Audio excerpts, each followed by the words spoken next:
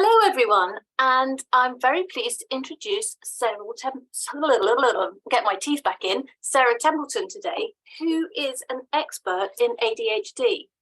And Sarah and I have been talking for the last couple of weeks, and you will find some good stuff about Sarah on the website as normal. But I'm really interested about ADHD because you hear it a lot, it's bantered around everywhere, but how many people really know, and exactly what we've called our webinar today, what it is and what it isn't? And I think that's really important. So without much of ado, I'd like Sarah to introduce herself and let's plough in talking about all things ADHD. Okay, well, hello everybody, and very nice to virtually meet people. My name is Sarah, and when I was 51, I was training to be a counsellor. And I went to see a counsellor one day because I had a cat phobia, a very, very serious cat phobia, really terrible. I used to burst into tears and cry and have panic attacks and all sorts of things. So I went to see this very lovely counsellor who specialised in CBT, and I thought CBT might be the thing to help with a phobia. And on my third session, she said to me, has anybody ever suggested you're ADHD? And I looked at her literally like she was talking gibberish. And I literally screwed up my face and went, no, why? And she said, because I think you are, go home and Google it. So I went home and Googled it thinking this is just rubbish. As far as I was concerned, ADHD was 9-year-old boys chucking chairs at teachers. And I'd been at school with those sorts of boys, you know, the ones that were always knocking into you in the playground, the ones that were always getting out of their chair and being rude to teachers. And I wasn't like that at all. You know, nothing could be further from the truth. I'd never even skipped school. I'd never smoked. I'd never taken drugs, never committed a crime. You know, I was quite good. But anyway, I did go home and Google it. And it is not an understatement to say that night, my entire life made sense. I always say to people, it wasn't one light bulb moment. It was about 200, because everything I read resonated with me, every single thing. So the most bizarre things, like I read, do you feel like you've got an internal motor? Now, I didn't know how to explain to people this feeling that I'd had all my life. I was 51, nearly 52 actually. And I had this, what I now know is called an internal motor, all my life, but I wouldn't have been able to find the words to express that. I didn't know what that meant. I just knew that I had this incredible drive to keep going and to keep pushing and to keep volunteering and to keep working and to keep helping people and keep going on. I just couldn't stop. But I didn't know it was called an internal motor. I did used to say to people that I knew I would never relax till I was dead. I did used to say that because I knew I couldn't relax. So I read that, and then I read about interrupting people. Then I read about always thinking you know best. Then I read about wanting everything your own way. Then I just read so many things that night. And I was like, oh my God, it literally was like having this massive jigsaw that suddenly, whoosh, the whole lot suddenly fitted into place and it all joined up. So I went back to the counsellor and said, okay, yeah, definitely. She said, you've got to get yourself diagnosed. I'll précis this bit because it gets a bit long-winded. But I went to the GP, NHS, and 2 separate doctors told me there was no money in the NHS for adult ADHD, word for word. So that was obviously, that was their standard response. There's no money in the NHS for adult ADHD.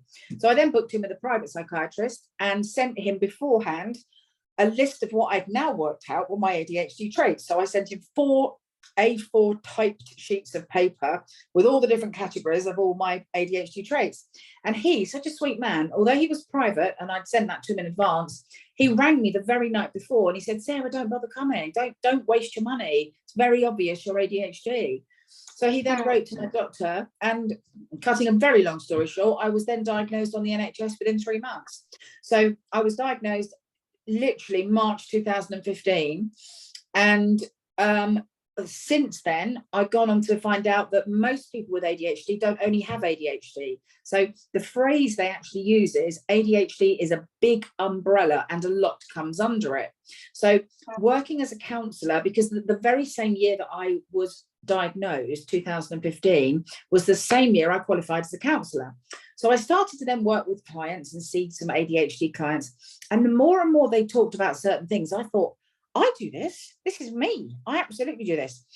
So cutting a very long story short, within the next 2 or 3 years, I then went on to be diagnosed with sensory processing disorder, which most people with ADHD have got, dyscalculia, or dyscalculia, which is the numbers version of dyslexia, and also dyspraxia. But when I was diagnosed with dyspraxia, I've always known I'm clumsy, always.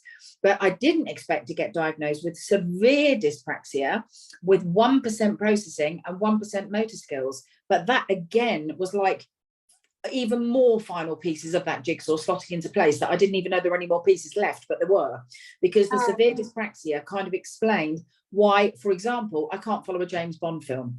James Bond films, absolutely. It's the only time I will fall asleep in a cinema, because within 10 minutes, I have no idea what's going on. I have no idea who's a goodie, who's a baddie, who's, I just no idea. So the 1% processing made a lot of sense. It's why I can't do things like open boxes. So when things arrive from Amazon or things are packaged, I can never see the logical way to open anything or do anything. So that dyspraxia, severe dyspraxia diagnosis, was the very final missing piece in my personal jigsaw puzzle. But what I think, one thing I would like to say to all you lovely people is that it's never too late to get an ADHD diagnosis, because some people think, oh, I'm 50, I'm 60, I'm 70. Is it worth it? Is it worth it? In fact, one of the doctors said to me, even if you are ADHD, what would be the point in you finding out now? Or why would you want to find out now? And I literally lost my temper.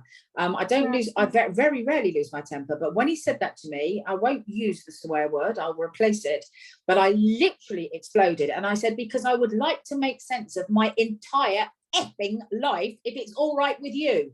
And I just lost it, and he went, all right, okay. And then I was diagnosed. But it's never too late, because even though I was nearly 52, it has made so much sense of my life. It's helped me understand the whole of my life, going right back to infant school, junior school, senior school, work, relationships, all of it. Now it makes sense. And it's also very validating. So all the things that you've done, that you've broken, that you've damaged, that you didn't get into the right school, that you left that course and you didn't finish it, and the car accidents and all the things, suddenly there's a reason, and it does wonders for your self-esteem. You grow, you blossom, because you think, okay, this is just not me being gormless.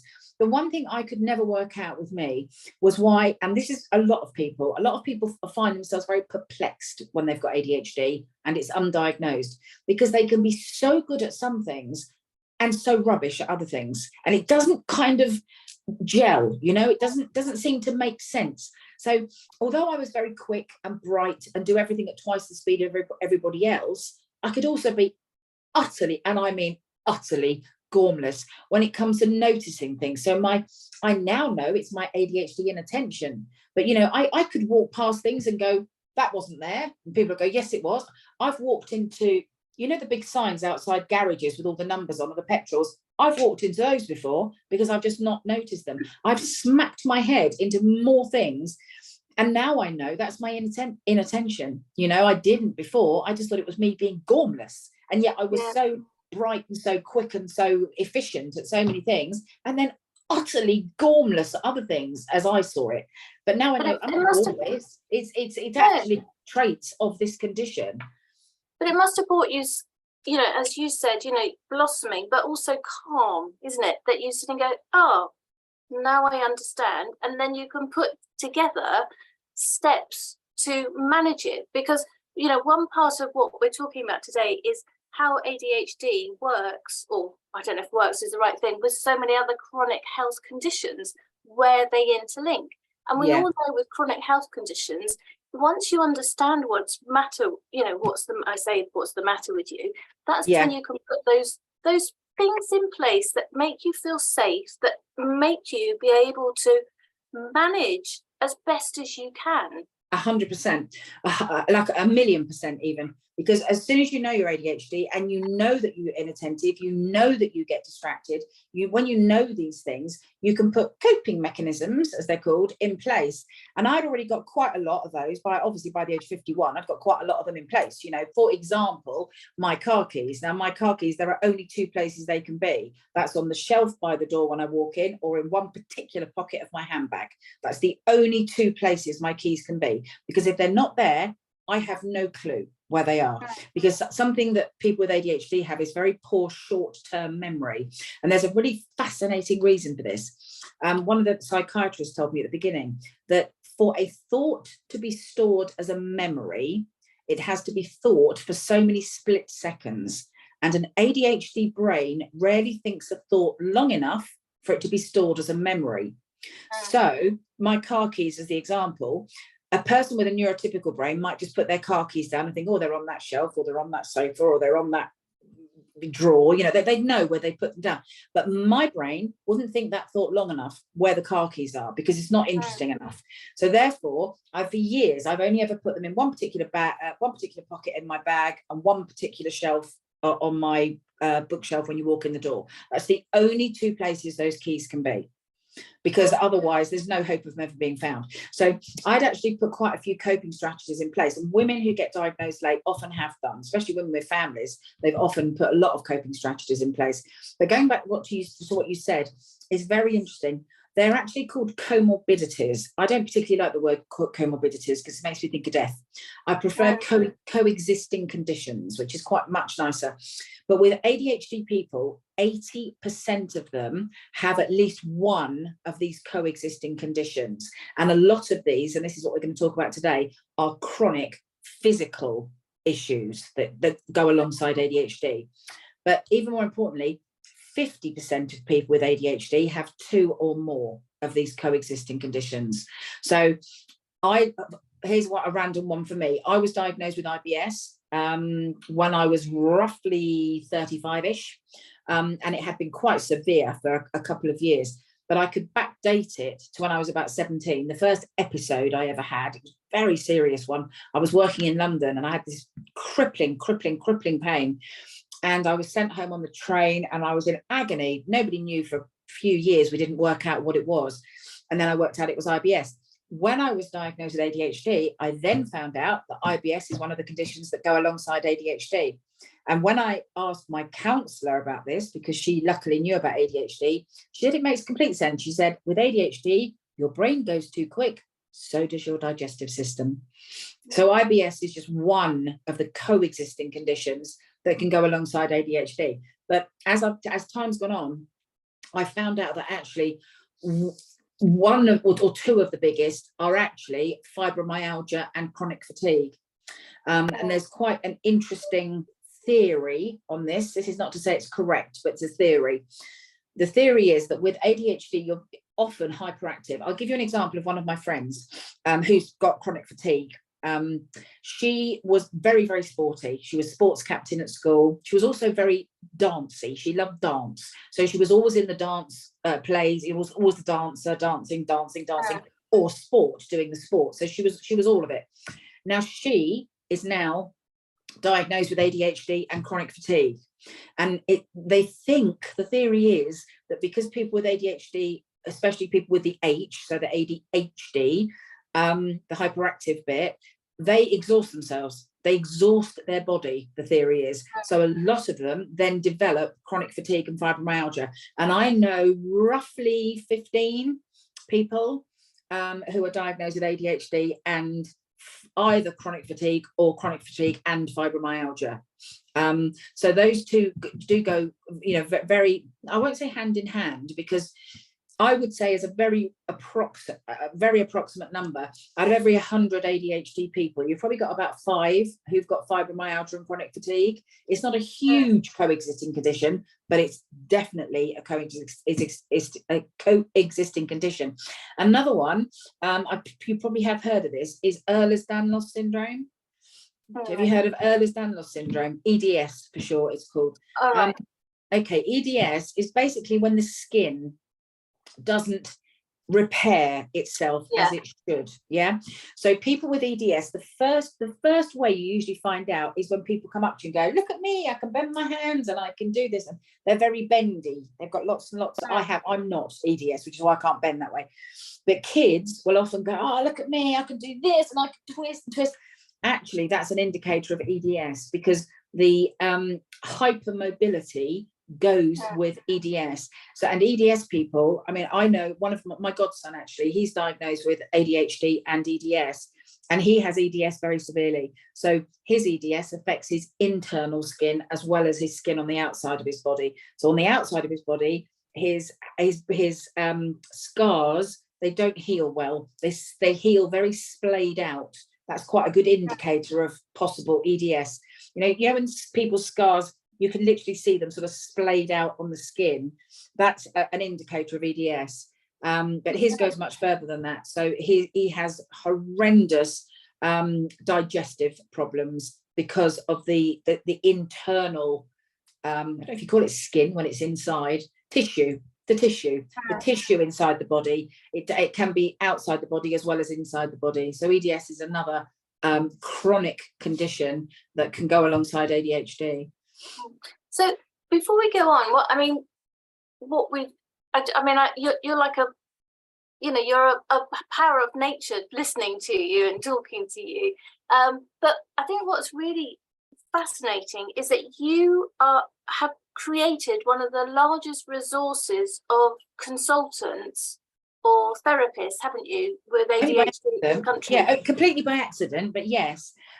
What happened was, because I just qualified, I put my website, did my first website, and I put on there that I work with adult ADHD. I genuinely, at that time, did not know whether I would ever meet another ADHD person. I had no clue if I knew any or if there were any out there. Fast forward 6 years, and I had to start finding other therapists because I was getting so busy. So I'd keep my eye on the Facebook groups, the ADHD Facebook groups. If anybody mentioned being a counsellor or anything, I would grab them and latch onto them. And then very gradually, also, the lady who worked out I was ADHD, she's obviously a counsellor, and she was qualified, she still is, qualified to work with couples. So I started sending a lot of couples to her, and then I kept getting more and more clients. And because, like I said to you, with my internal motor, helping people has always been my big thing. So I wanted to help these people. So when all these people coming to me desperate for this and desperate for that, I sought the counsellors. I went and found them. And now we're in a very nice position where counsellors now find us, because for years it was me going looking, desperately trying to find counsellors who are qualified counsellors and ADHD. And there's such a lot of stigma still around ADHD, a lot of stigma, that a lot of them were in the closet. You know, they weren't out and about. I'm always very proud, anything. And for me, because it was all these thousands of light bulbs going off and me going, oh my God, this is why I've got 5 houses and I can't cope because I'm overwhelmed, you know, because overwhelm is a big thing with ADHD as well. So all the things that I was doing that everyone was saying, buy property, buy this, buy that, I did it. And then I had a breakdown basically because I couldn't cope with all these houses. And I worked out one time, I think I owned 17 toilets or something. And I was like, I can't keep 17 toilets clean. You know, I just got overwhelmed with it so badly. So now, as I say, I've found all these lovely people, and now they find us. And the nice thing is now that we can, I'll give you a very good example. A lady contacted me this morning. She'd read my book, and she's got a 10-year-old son, and she was desperate. And when I contacted her, I said, right, number one, I've got a children's therapist who can work with children that age, fully qualified, and she's ADHD herself. Secondly, I've got somebody who will talk to his school, because she said he's just about to get thrown out of school. And I said, I've got somebody who specialises in talking to schools and explaining ADHD and why they can't throw him out, basically, because it's a disability and it's protected by the Equality Act. They can't throw him out. So I'll put her in touch with that girl who's going to do that. And on top of that, we have a support group, a face-to-face support group. And she's within about 40 minutes of that. So I sent her all of this, and she's just in tears now. She was in tears, because she said, I thought there was no help available, and now you've just sorted me out completely. You sorted the school out, my son out, the book, the support group, bang, done. So I love that. I love, because with ADHD services, they are very lacking in this country. It's not really anybody's fault. It's just kind of the way it's been. People haven't taken ADHD seriously enough. So up until 2009 in this country, they thought that ADHD was a childhood behavioural disorder that you outgrew in your late teens. That's what they believed.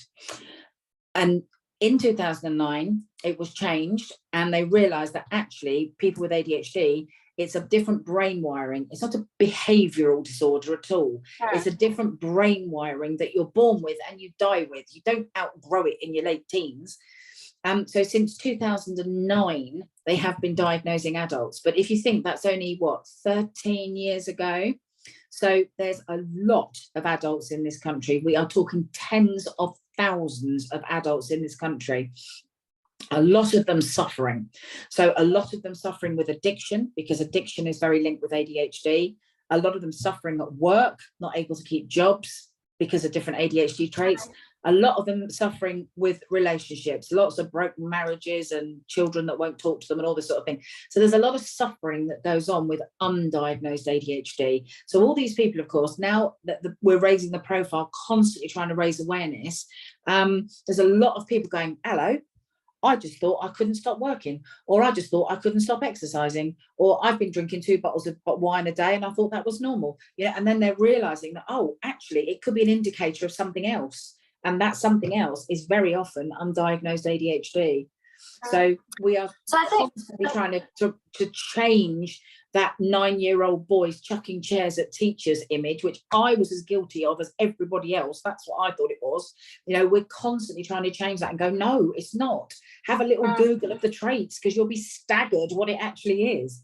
And I think that's, we were saying what it is and what it isn't. And I think you've just answered it very well. That it isn't bad behaviour. That's actually what it isn't. No. And I think, when we spoke before, and in fact I posted it on my LinkedIn profile saying, what we need to do is get people diagnosed as early as possible, because I think it's a 7-year average time, doesn't it, to take to be diagnosed. The sooner children are diagnosed, the better society and themselves can support each other. And I put that on my LinkedIn, and somebody came straight back and said, oh my goodness, my cousin or something has it, and she would have had it would have been so much easier for her if we hadn't had to suffer all those years of being undiagnosed, and that's what's so sad. It's tragic. And it's funny, when you get your ADHD diagnosis at whatever age, they say it's a bit like the bereavement process or the grief process, because you go through a lot of different stages, and I've been through them all. At first I was just blissfully happy, thrilled, because everything made sense, and I've got this lovely new label. People talk about ADHD being a label. It's not a psychiatric condition, but I liked my new label. I was very happy to have it, very proud. And also very proud when I got my dyspraxia, my dyscalculia, because it completely explained me and to everybody else. But there is still a lot of stigma. There's a lot of misdiagnosed, a lot of information out there that's wrong. So, for example, on the NHS website, it still says it's a behavioural disorder. It still says it on the NHS website. We're all trying to get that changed desperately. It's not. It's a neurodiverse condition. So it falls into the same category as autism, Tourette's, dyscalculia, dyspraxia, dyslexia, dysgraphia. It falls into all of those neurodiverse, different brain wiring conditions. It is not a behavioural disorder. Yes, some ADHD traits do cause different behaviour, especially when it's not recognised, diagnosed, and most often medicated. But it does cause behaviour. So it causes impulsivity, it causes hyperactivity, it causes not thinking of the consequences, it causes always thinking we know best, it causes pushing boundaries. So it causes lots of things that can appear as behavioural differences. But it depends how you use it. See, because I was lucky, I had a very, very strong-willed mother who I was terrified of. So I wasn't ever skipping school. I wasn't ever smoking. I wasn't going out with boys. I think I went out with my first boy, properly when I was 16, but properly, but not till I was 17, if you know what I mean. It was like a holding hands thing before that. I was very, very well behaved. I never smoked. I still to this day have never smoked. I still to this day have never taken drugs, apart from prescription completely, but not never, I've never even smoked one puff of weed, never. And I've never broken the law. So there's lots of areas of ADHD that I don't fall into, but the ones that I do fall into are the overthinking, the ruminating, the anxiety, the never thinking I've done enough, the internal motor, all of that stuff is very strong with me. So I think the other very important thing to point out about ADHD is that not everybody has all the traits. There are literally hundreds of traits. And if you had all of them, you probably wouldn't ever get out of bed in the morning, because there are so many hundreds of them. But as I say, there's loads of them that don't affect me at all. I've never done drugs. I used to drink alcohol in my 20s, but I'm teetotal now. So I don't have those addictions. My addiction, if I had one, I did have one, it was food. I could never stop when I was eating. If I liked something, I just could not stop. And I didn't understand why. And I hated myself for that. That was one of my, when it was, without a shadow of a doubt, it was the biggest reason why I hated myself growing up. And it was literally, I was binging in my teens, my 20s, my 30s, and it had eased off a bit in my 40s. But by the time I was diagnosed at 51, I was still binging occasionally, not all the time, but occasionally. And it was a horrible, horrible, horrible feeling, totally out of control, feeling sick, not being able to stop eating, literally the skin on my stomach hurting and painful and not being able to stop. Now, I now understand that that's because of the undiagnosed ADHD. But I'll give you a quick example. One of my lovely clients from years ago, she was a lovely lady of 62, and she had been under the Priory for 9 years being treated for compulsive eating. And the very first time I met her, I said, well, she'd just been diagnosed ADHD. And I said, do you know about compulsive eating and ADHD? Has anybody talked to you about this? Do you know the link? And she didn't. So I said, the famous words, go home and Google it. I said, but I've got a funny feeling that you're going to find that this is connected to your ADHD and not. Anyway, she did go home and Google it. All of it made complete sense. She then went back to see her lovely psychologist, I think it was, who she loved at the Priory. And she told him, and he cried. He cried and apologized to her and said, I am so sorry. I've just wasted 9 years of your life. And the first thing he did was book on to one of our training sessions on ADHD to find out about it, because it wasn't his fault. I'm quite sure he was trained before 2009. So he was trained that ADHD was a childhood behavioural disorder and was treating this lovely lady for 9 years for compulsive eating, and it wasn't making any difference. I was sort of looking through what we've sort of roughly put together, and we've whizzed through lots of those things. But one of the things would be that whether you've got a child, somebody with a child, or you think you've got it yourself, I think what I want to know is, one of the things that we said was really important is that if you think somebody's got it, you should mention it. I believe so. You don't necessarily see it in yourself. 100%.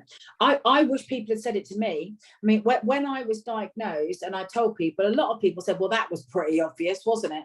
And I was like, no. Why didn't you ever say anything? And most people said, because we just assumed you knew that you were very hyperactive and very on the go. It had never entered my head. I'm very inattentive. So, I had not noticed. If that woman hadn't said to me, oi, go home and Google it, I think you've got it. I would never have just been perusing. A lot of people find out they're ADHD because they're perusing the internet and they're perusing their traits, and they put their traits in and then ADHD comes up. I wasn't perusing. I didn't think there was anything wrong with me. I knew I couldn't stop and I was always busy and on the go, but I just kind of thought that was my personality and that was how I was. It wouldn't have entered my head to Google it. So I firmly believe, and people can disagree with me, I'm fine with people disagreeing with me, but I've got very good reasons why I believe that you should tell people. This is one of them. I had a client once, a mum, who had a son who was ADHD, and he was very good friends with the son of a lady who lived opposite. And this son played with, the two boys played together for years and years and years. And my client, who was diagnosed ADHD as the mum, she knew that other child's mum was ADHD, but she never said anything about it. And then that lady took her own life. And the client sat in front of me and she said, Sarah, I will never forgive myself. And I said, well, you've got to, because you did it for the right reasons. You thought you were being sensitive and not, but that for me is the biggest and best example, because with ADHD, we have a much higher ratio of self-harm and suicide, because we have overthinking, we have low self-esteem, we have this thing called rejection sensitive dysphoria, which means we take rejection and humiliation very badly. And very importantly, the biggest trait of ADHD, which is the least well known, but it's the biggest, is emotional dysregulation. So I don't quite know what was going on with the lady over the road, but perhaps she split up with her boyfriend or something was going on, but something tipped her over the edge and she took her life. Now, if that's not a good enough reason for knowing that it's always worth suggesting it to somebody, and I have offended people in the past, you know, I've had people go, how rude, how dare you? And I've said, well, if I'm wrong, I'm wrong. But, you know, have a quick Google, because, and I never have been wrong, never, because I know it so well now. But I always say I would rather offend somebody than go to their funeral. I really would. I'd rather offend than. So then with people with children, and I mean, I think that's the thing that you're trying to do at the moment, is because the best place is to catch it when they're children and for the teachers. And I think that's what you're at the moment, is writing a book for teachers to get them to recognise the major traits that are there, or not the traits, the signals that are the flags, the red flags. It's done. It's literally, we're just doing the last 2 cartoons for it today. It's done. I finished it. It's called Teachers, How Not to Kill the Spirit in Your ADHD Kids. And it will be released in well, where are we now? November. It's probably December. It'll be available from December. So it's very, very nearly done. And the reason I've done that is because so many people were giving the original book, the one that I wrote for parents. So many of these parents, in not only in England, this is what blew my mind, not only in England, but in America, in Australia, in Canada, obviously the big English speaking countries, but also people in India, people in Denmark, you know, all these people buying this book. And what they were doing was giving it to their children's teachers to say, this is what is going on. You know, he's not just a brat who can't sit down and who talks all the time and interrupts and all the rest of it. This is what's going on. So because literally all these people all over the world, I mean, I had one lady in Adelaide in Australia who bought 5. She said, can I have 5, please? I want to give 5 to all my son's teachers, you know, of that book. So in the end, after this was going on for a few months, I thought, no, stop. If teachers are going to read this book, there's a lot more I can put in it that will help them, you know, that will help them not only understand all the ADHD, which was what the first book was all about, but how to teach them, how to recognise especially the coexisting conditions, because teachers are in the best place to do that. Teachers are in the best place to notice when someone is brilliant at English but appalling at maths, or brilliant at maths and appalling at English. So they'll think, oh, hello. They're very, very good at English, but they're getting 0 out of 10 for maths. Is that possibly dyscalculia? I want them to know what these conditions are. So, so unlike me, you know, I was not diagnosed. I took the 12 plus, failed it dismally because it was all problems, and people with dyscalculia can't do problems. Ended up going to a secondary modern where I was bored stupid for 4 years, and where the headmistress tried to get me out after 1 year, and she got me a place at the grammar school. But my mum didn't tell me that till I was 16 because she couldn't afford the school uniform. So I had to stay at the grotty secondary school, and I was bored stupid for 4 years because nobody had seen my dyscalculia. Excuse me.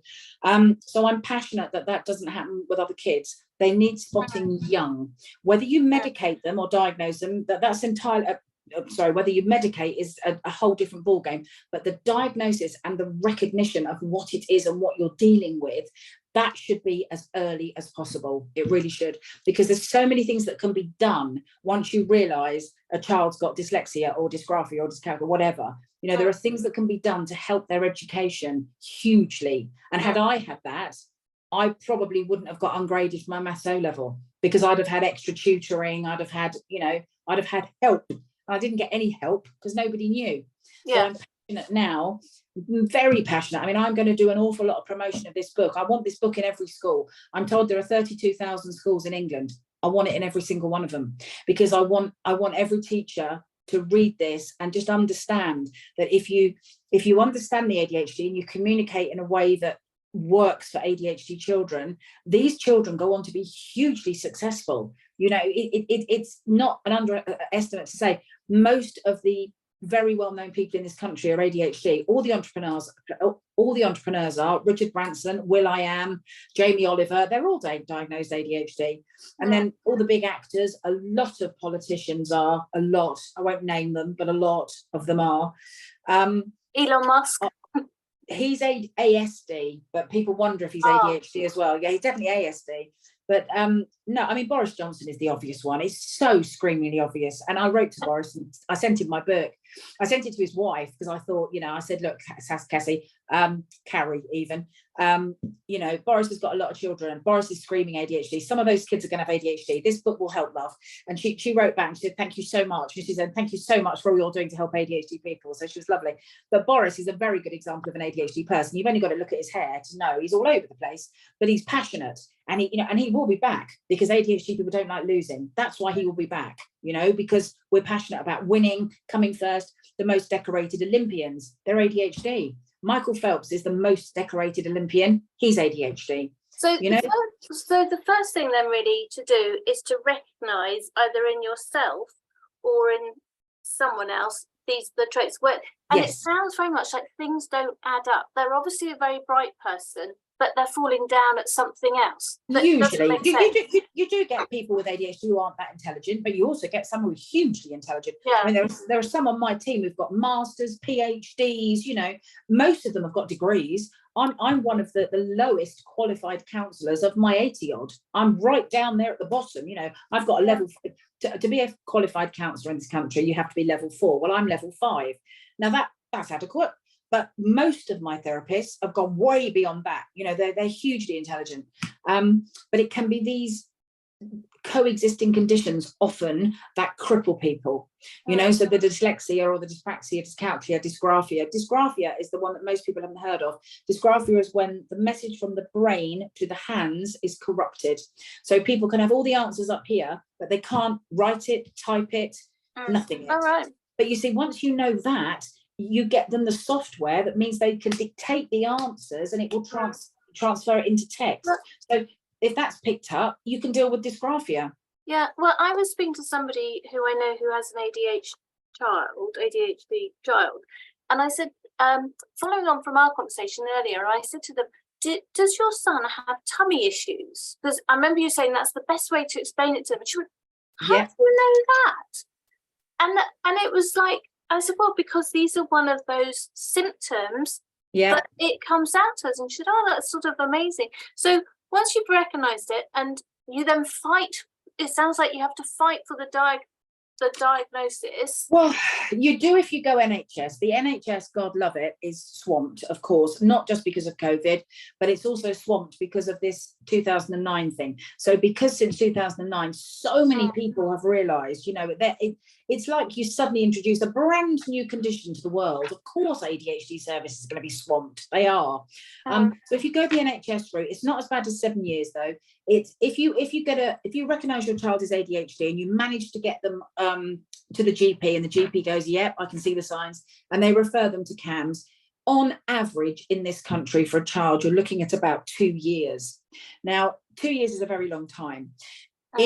In education, it's a very, very long time. And if you've got a child that, let's say you've worked it out by the time they're 8 and they're not going to be seen till they're 10, you know, it's terrible. It shouldn't be happening. So a lot of ADHD services, I've seen the letters that they're sending out. They're being very honest. They're saying that we are unprepared for the deluge of people realizing that they're ADHD, and also parents obviously realizing that the kids are.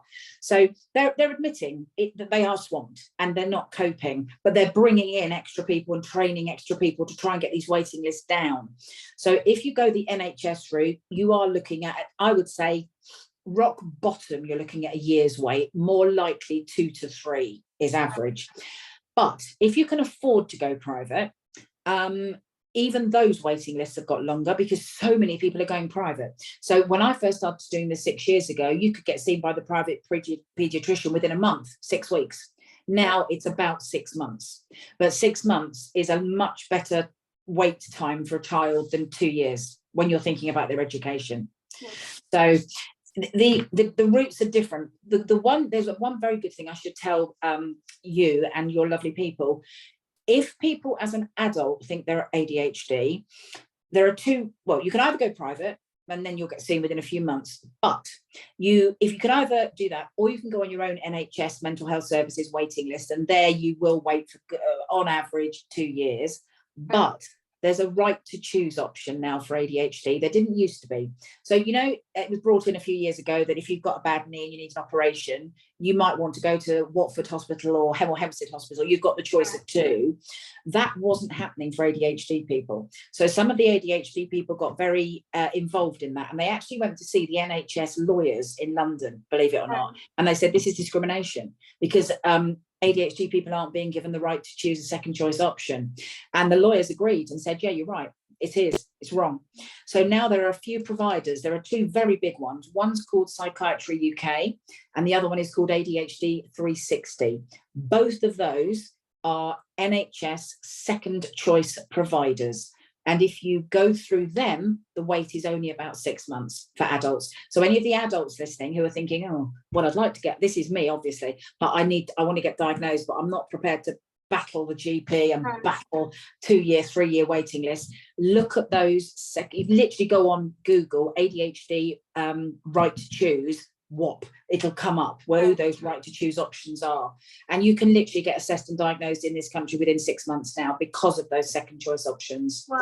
And also, well, the other positive thing is once you think you may have it or whatever, there's loads online as well. But once again, it's making sure that you read the right stuff and not the rubbish that's out there. This is the funny thing with ADHD, there isn't much rubbish stuff.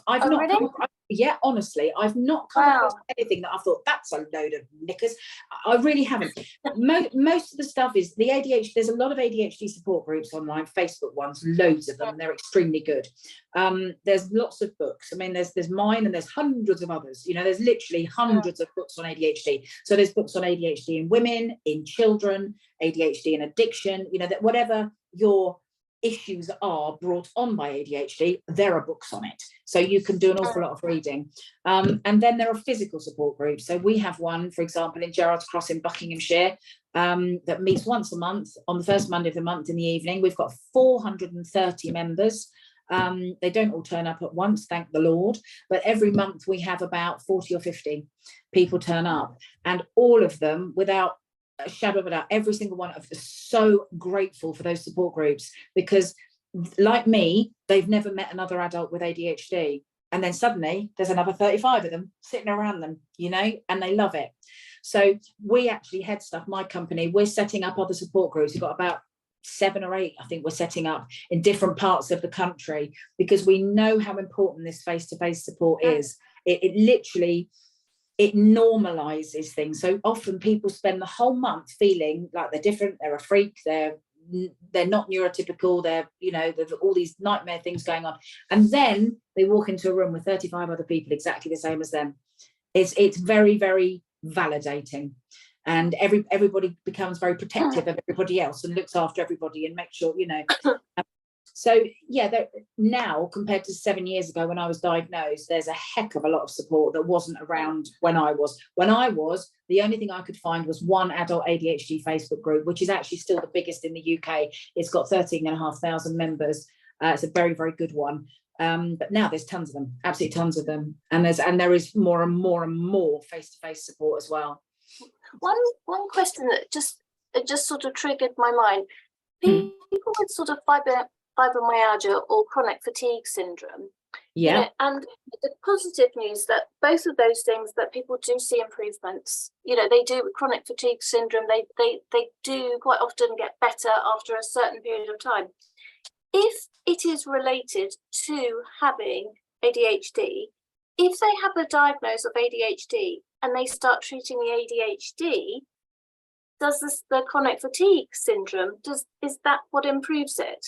Yes, I will give you a case study, somebody I know very, very well, a lady in her mid-40s, she was diagnosed ADHD at 44, and she has 3 children who are sort of in their teens, and she had just thought that she was chronically lazy, chronically exhausted all the time, never had the energy to do what other mums did, and, you know, was just utterly exhausted, just literally getting these 3 kids off to school and feeding them in the evening. That was as much as she could do. And her relationship split up because he thought she was lazy and wasn't doing everything she could. She got diagnosed ADHD, and then about 2 years later, I think it was, she got diagnosed with fibromyalgia and chronic fatigue. And around about the time, she had a lot, it took her a long time to get on medication. She was messed around by, it was an NHS thing that kind of went wrong. They gave her therapy, then meds, and it was all a bit messy. But by the time she realised she'd got the fibromyalgia and the chronic fatigue and the ADHD, she was just going on the proper ADHD meds she should have been on.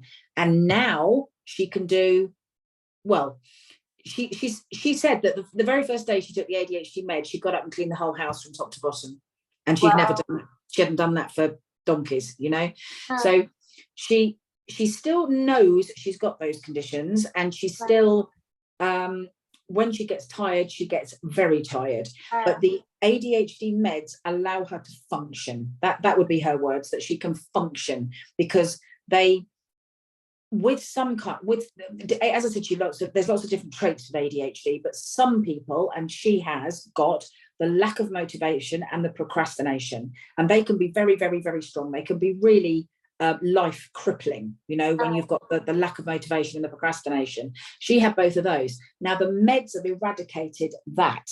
So although she's still dealing with the chronic fatigue and the fibromyalgia, the medication allows her to at least function enough to do more with her children, get the house sorted out, stay on top of the laundry, things that she wasn't able to do, because the combo of the undiagnosed ADHD and the chronic fatigue and the fibromyalgia was just crippling. She literally spent every day in bed. That was it. She couldn't do anything, you know. Now she can function. So and then yes, once you sort out some part of your life, mentally you start feeling better, that allows you to do more as well. So 100%, because up until then she just thought, I won't use the language that her ex used to call her, but a lazy, you know, boom boom boom. And then she realized she wasn't just a lazy boom boom boom. Actually there was a reason for it, and now she's on the meds. It's not sort of life transforming, but it's definitely life changing. She's able to now function way better.